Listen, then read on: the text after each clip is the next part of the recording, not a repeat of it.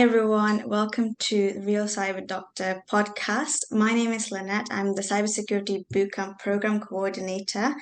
Today we're joined here by Dr. Joseph Ikhalia. He'll be sharing his expertise on cybersecurity, and we'll be covering a few questions about the bootcamp and also the upcoming course. So without further ado, over to you, Joseph. Thank you, Linette. Just like Linette said, I am the cybersecurity trainer for the Dr. Ikhalia Cyber Bootcamp. I have spent over 10 years in cybersecurity. I started as a developer, the full stack developer when I came in. I developed a lot of applications, e-commerce, financial institutions, applications, e-health, e-pharmacy, e-education, online education apps. I incorporated cybersecurity into most of my applications. I've developed a two-factor authentication social media over 10 years ago, and I did a lot of research in my PhD on malware threat avoidance. So I spent a lot of time in cybersecurity. I currently work for a high-profile financial institution where I manage the strategic risk, the business risk of the organization. That's me in a nutshell. Wow, very impressive. Yeah. So you said you work in cybersecurity. What exactly is cybersecurity? Okay, by definition, cybersecurity is implementing security controls to protect data, to ensure their confidentiality, the availability, and the integrity of the data. So what we do in cybersecurity is huge, it's broad. There are various fields, various departments to make sure that the data that we're trying to protect is confidential, has sufficient level of secrecy. We want to make sure that the data has integrity, so it's tamper-proof. And also, we want to make sure the data is available, so it's readily available anytime you need the data. So to make this happen, cybersecurity is divided into about 11 domains, 11 security domains: architecture, security operations, governance, standards and frameworks, enterprise risk management, risk assessment, threat intelligence. There's so many various departments in cybersecurity, which we might touch on today. Yeah, so that's it. Thank you. So obviously today, the digital landscape is very fastly evolving. Yeah. So what makes cybersecurity indispensable? Good question. Cybersecurity is indispensable right now because many organizations have digitized their assets. We are dealing with data.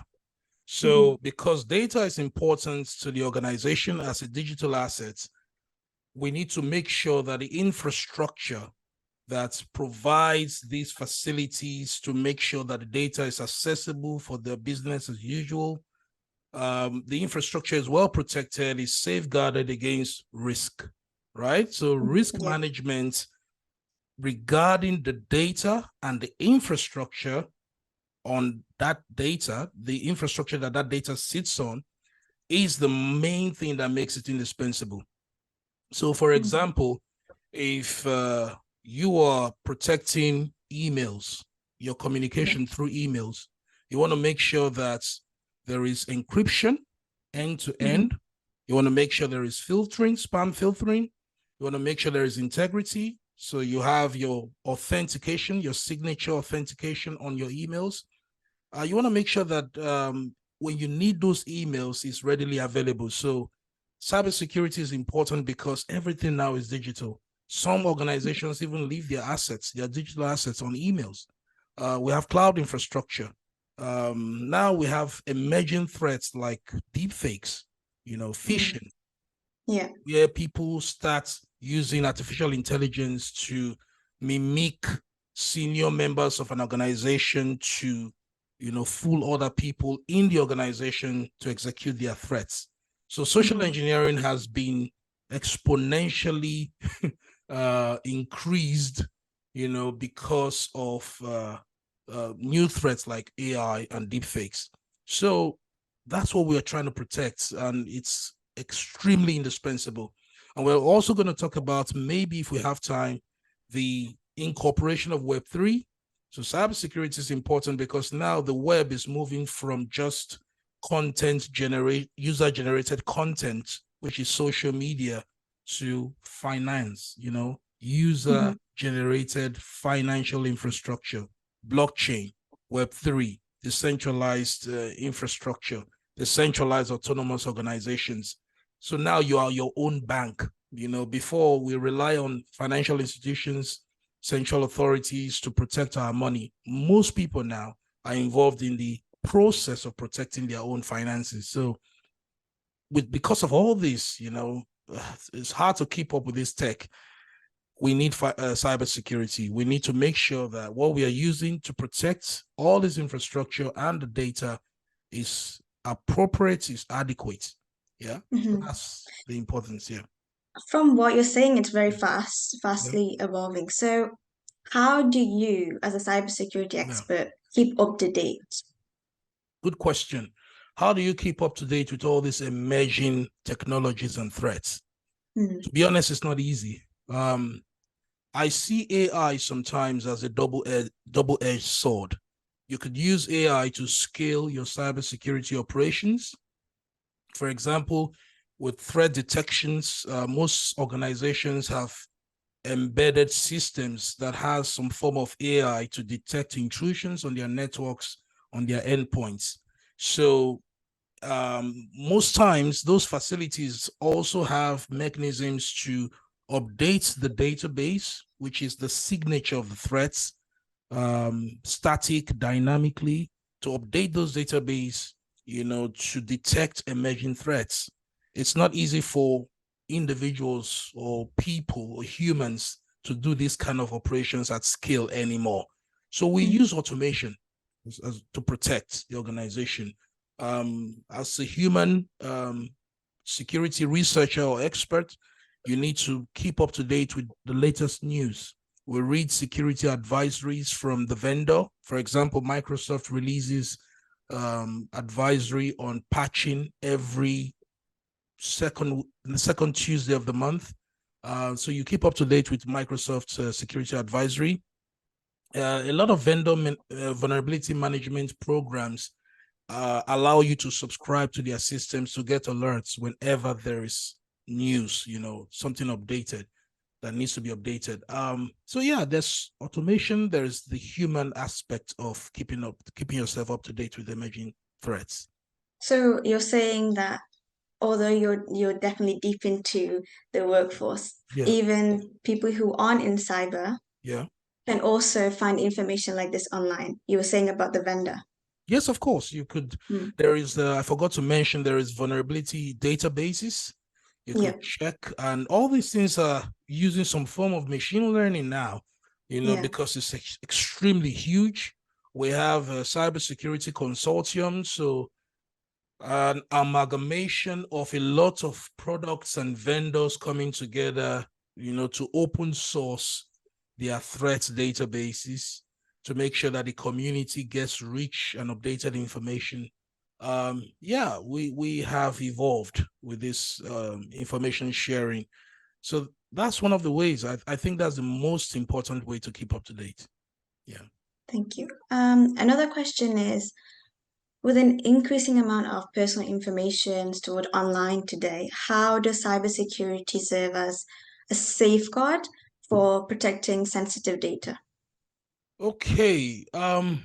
There's so many aspects to that question.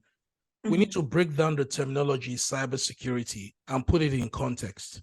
So you have traffic coming into your network, and then you have traffic leaving your network. Most times, organizations only care about traffic coming into the network. So they put a lot of filtering. So network filters, endpoint filters, behavioral filters. So when the stuff has gotten into the network, you want to see if there's an anomaly, analyze system behavior, human behavior.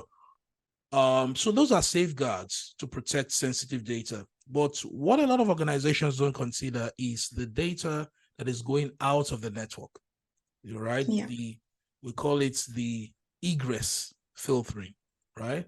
You need to make sure that only information that you want to leave your network is allowed to leave your network. So many organizations have employed things like data loss prevention mechanisms. So, for example, you may not be allowed to move 1 gigabyte of data within a second or within a minute in a proper organization without, raising an alert. Okay, so those are controls. You may not be allowed to use Dropbox, because it's an avenue, it's a mechanism to exfiltrate data, sensitive data from the organization. Even Google Drive, any other tools like that in that similar nature. So organizations are employing system analysis, system behavioral analysis to analyze what traffic is leaving the network, what sensitive data is leaving in the network. In an ideal organization, you want your sensitive data in a container, in a special drive with special security controls to monitor the traffic going out. I think that's the best way I'm going to put that one. Yeah. Thank you. So you were talking about organizations. So in general, we've got big organizations, small organizations. Not all of them have cybersecurity in place. True. What do you think of that? Do you think all organizations should have cybersecurity in place, or? Yes, of course. And not just have cybersecurity in place. All organizations should get the experts on board. Cybersecurity is an expert field. It's a career. It's a life pattern. It's a lifestyle. It's more than a job. You need to get the right people on board. For the first thing is to advise you, assess your risk, assess your situation, where you are, develop a roadmap before you go to the vendor, before you go to a security provider. For example, before you get to the pharmacist, you go to your GP, right, to assess your situation, look at your risk, and then he writes recommendation. So yes, get the professional consultants as an organization. Let them assess your risk. They don't have anything to sell you, but to advise you on your risk. So that's the first step for most organizations, and I think I see a lot of gaps in that area. Yeah. Is there any cases that you are able to share with us that you've come across in that situation where they didn't put any measures in place and started worrying about it later on? Yes, if you were talking about real world scenario of hacks or cyber exploitation, one of the biggest cases is Equifax. Equifax is a credit rating agency, and in 2017, they suffered one of the biggest data breach ever in the world. It affected about 140 million Americans who had consumer bank accounts. It affected about 15 million UK residents. In fact, everyone with a bank account in 2017 should be worried about the Equifax hack. And there's so many sensitive data. We're talking about your credit history, your credit reports, your ratings, your bank accounts, your personal identification numbers. In fact, everybody should be worried. It cost Equifax about $1.4 billion to recover from just one silly mistake of not patching, not implementing the right encryption to patch their internal systems. Also, it cost them a lot of money in terms of restitution. Put it that way. They made restitution to affected customers, about $550 million in restitution, which is not enough. I think in the coming years, when you Google Equifax, the next thing that will come up is data breach of 2017. It's going to take a long time for that kind of record to be wiped away from their online reputation. Yeah, so yeah, there are lots of cases in that regard. A question also for people going into cybersecurity, upcoming young adults coming into cybersecurity also. What path do you think they should take to go into cybersecurity? How should they research before fixating on the fact that they want to go into cybersecurity? What are the do's and don'ts? Okay, very good. The first thing is, do not be too anxious to get into cybersecurity. I see a lot of people that are very anxious. They want to become a hacker. They want to know how to break into systems. That's one of the biggest motivation ever. You need to talk to a mentor. Get a mentor who has spent a couple of years in the field and practice and is very aware with most of the 11 domains in cybersecurity. And that person is going to put you through. It's easy. Everybody in my level, most people in my level want to help, for free. We're willing to give advice for free. We're excited because we're spending so much time. A lot of people helped us. Like, I had a mentor when I started, and we want to give back. We want to give back to the community. So find them on LinkedIn. That's the first advice. Don't pay for courses. Don't try to be too smart. Don't be faster than yourself. Get a mentor, get the advice. It's going to save you time and it's going to save you money. Leading on from that, we're going to move on to the Cyber Bootcamp. So what exactly is a Cyber Bootcamp, and why did you put that in place? What uses is that going to give anyone? Good question.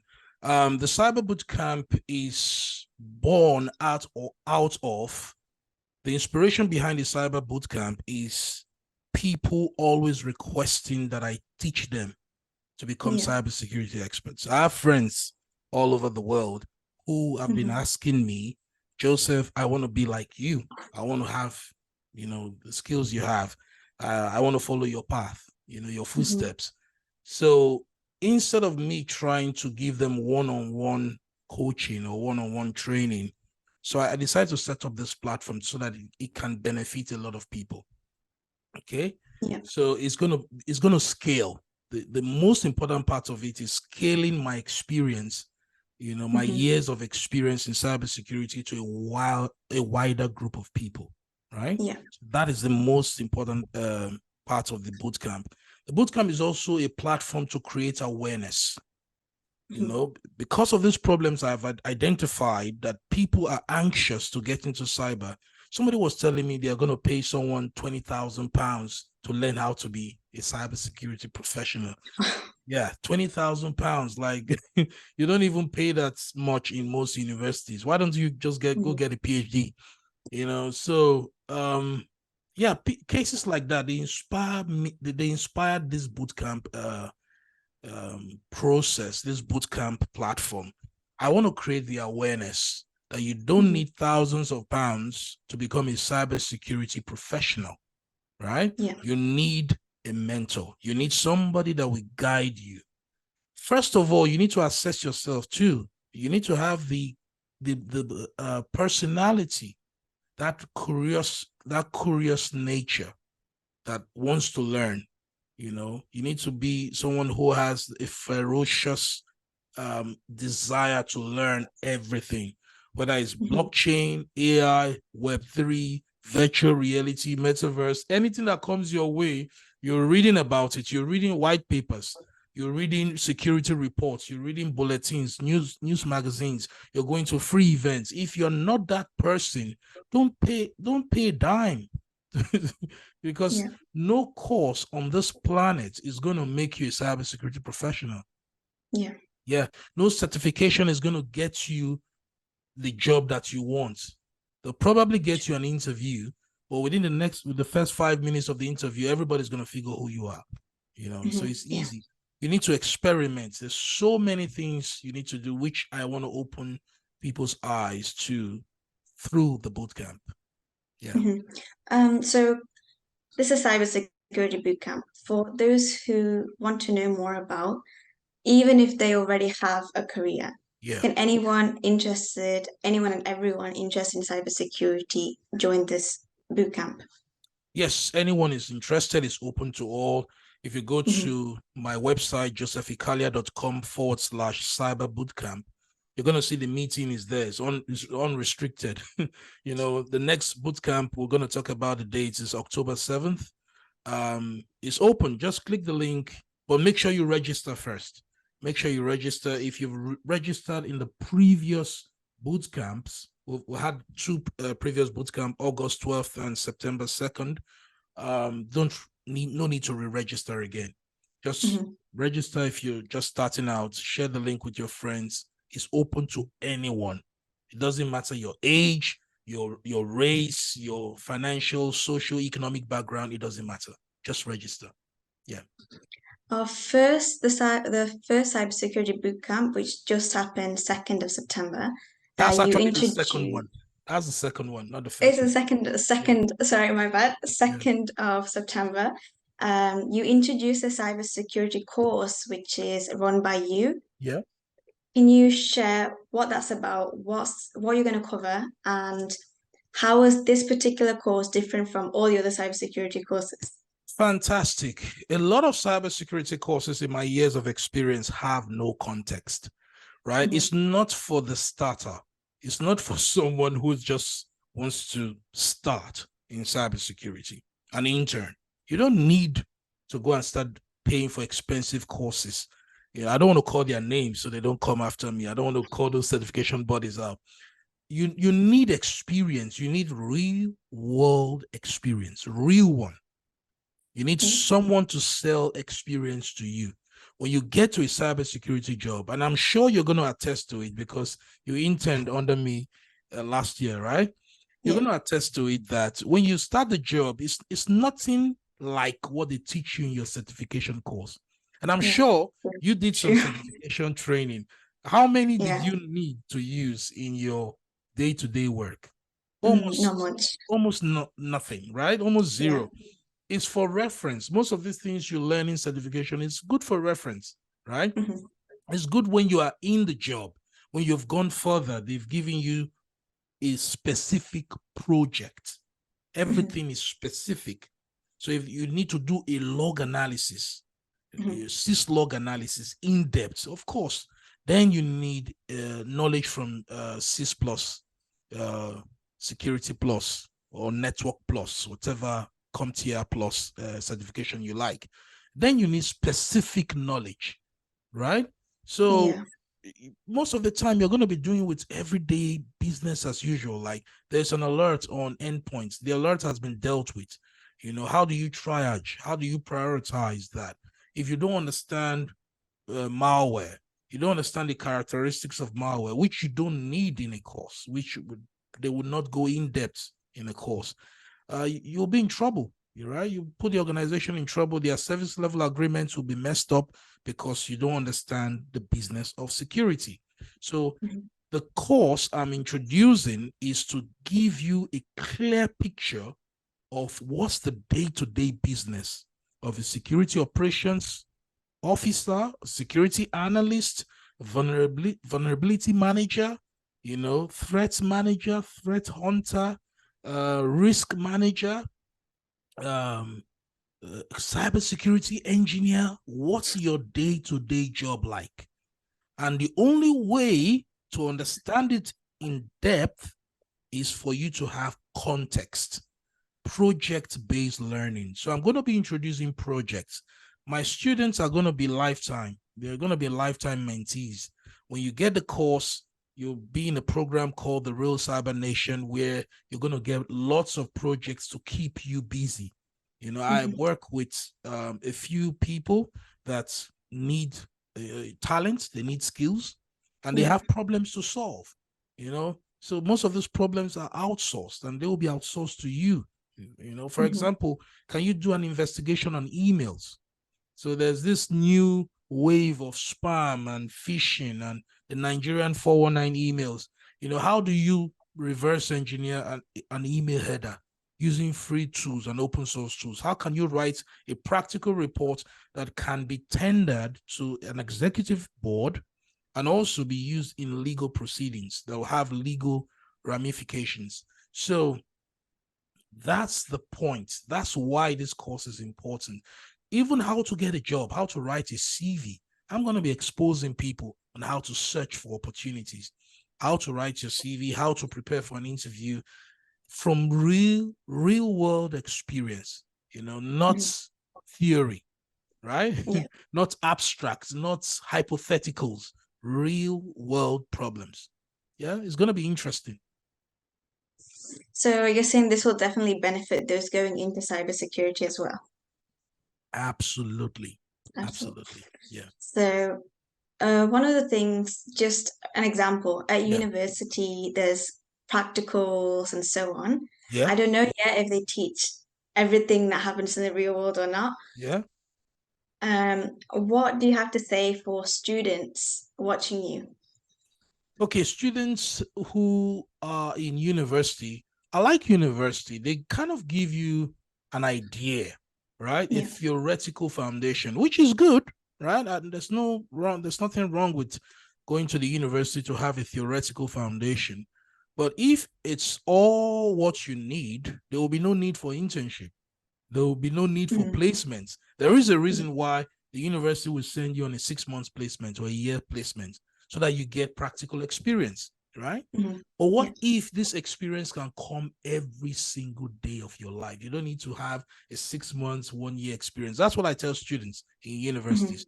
Find people like me on LinkedIn. They need help. They need Yeah. assistance. Work with them. Uh, um, you have the options to volunteer your time, Yeah. right, to solve True. problems. You will have the opportunity to have a wide scope of experience, ranging from just managing a web server, right, managing Yeah. a web application firewall. It's huge. The opportunity is huge. Writing a risk report, investigating database threats. There's so many things coming into my database. I've been hacked twice. My website has been hacked twice in previous years, and I had to investigate my database, see the scripts, the JavaScript on my database, redirecting my website to somewhere else. I had to investigate all those kind of manual process. You need to kind of get involved. Nobody's going to Yeah. teach you in school, right? You're not going to learn Yeah. that in school. So that's the point. That's my advice to university students. Don't just sit in the university. Don't just sit in the class and wait and follow process. You have to scale. You have to do things beyond expectation. Yeah. That's actually really great advice. Yeah. Not many teachers actually tell students these things because they say this to students, we'll teach you stuff and Yeah. the rest you have to learn at home, Yeah. If you have some, you have to do at least 50% to 70% Sure. at home and you come into class and they'll do bits. Yeah. So this is great advice. Thank you so much. And one question just about the course. Yeah. So you said in the cybersecurity bootcamp that it's the first 150 participants to sign up. Now we have loads of people signing up already, Yeah. nationally and internationally signing up. So when's the deadline to sign up to this course? Okay, good question. The name of the course is Practical Cybersecurity Intermediate to Beginner to Intermediate. It's going to start November. I'm going to open it to the relevant people in November, 1st of November, or the first week of November at least, at the very latest. So I would hope that anyone serious should have signed up at least by the middle of October. Okay. So by the mid-October, we should have at least 150 people signed up if they are ready. That's great. Yeah, because the reason why I'm limiting it on numbers is because I want to be able to reach out to these people one-on-one. Yeah. So you're not buying my course and going to sleep, or I go to sleep and leave you on your own. No, I want to have the time for you. I want to meet with these people, like maybe in groups or group 2, group 3, group them in 20s, have sessions like this, have one-on-one interaction, see where the problem is, the challenges they're facing. If they need hardware, I'll give them recommendation on hardware because a lot of things are going to be practical, based. I'll teach them a lot about privacy, confidentiality, non-disclosures, how to present yourself as a professional, so that people take you seriously. Because if people don't take you seriously, it doesn't matter your first class, it doesn't matter your certifications, they need to see you and take you seriously. So that's why I'm limiting it on the numbers. So the first 150 people to sign up, we even get 20% discount. Yeah. So the course, Okay, that's it. Great. yeah, they'll Highlight get that 20% 20% discount. discount, Yeah. guys. Of course, the first 150. So if you're watching this video and you're interested in the practical cybersecurity course, beginner to intermediate, you need to sign up now using the link. Like, show your interest. You signify your interest by using the link, in the description below, and also the link that's going to show up on the screen. Look at the link on the screen. Signify your interest. josephikhalia.com/sign me up. Show us you're interested. We're going to reach out to you with details of the cost. I don't like talking about money on video. So I will tell the people directly that signed up how much it's going to cost and the discount they're going to get. Yeah. Okay. Thank you so much. Now we've got a brief overview about what the course is about and what to expect. Yes. So those of you who are interested, I'm guys, the link already. will be below. The link will be below. Sign up and Dr. Ikhalia will send you everything via email. Perfect. Okay, and that's all for today. Thank you so much, Joseph, for joining us. And I also want to thank you too for hosting the Real Cyber Doctor. This is the first podcast I'm doing on cybersecurity. I've been doing podcasts on blockchain, crypto risks, and all that. But this one is special to me because cybersecurity is at the heart of my career. It takes the center stage. So I want to thank you for hosting. You've just made history. I don't know why you don't want to be in the thumbnail. Your face will be good for the thumbnail. It probably lead to more clicks. Think about it. You could be on the thumbnail, and also thank you for your effort in organizing the bootcamp, sending those emails, composing those emails. I know it's a lot of sacrifice on your path, but you're on your way to success, and good luck on your endeavors. Wish you success. Yeah. Thank you. Okay, thank you for sharing your valuable insights on your career. I'm sure it's helped so many people, and hopefully we see more people in the bootcamp. Yeah. Date October 7th, yeah? October 7th is the next bootcamp. 5 p.m. or 6 p.m. Yes. What time do we put now? I'm going to put the right time here. I'm going to correct myself. I think it's 6 p.m. to 7 p.m. Yes, GMT. 6 p.m. to 7 p.m. is the boot camp. But if it's not correct, what I'm saying is not correct, then I'm going to correct myself, when I'm editing this video. But thank you very much, guys, for watching. And if you have not subscribed to this channel, I don't know what you're waiting for. There's a lot of content, a lot of materials coming. It's going to excite you, right? Subscribe, like, because when you like, it tells YouTube that this video is important and YouTube shows it to other people. It helps the algorithm. Thank you very much for watching. And thank you, Linette. Thank you. Bye. Bye. Speak later.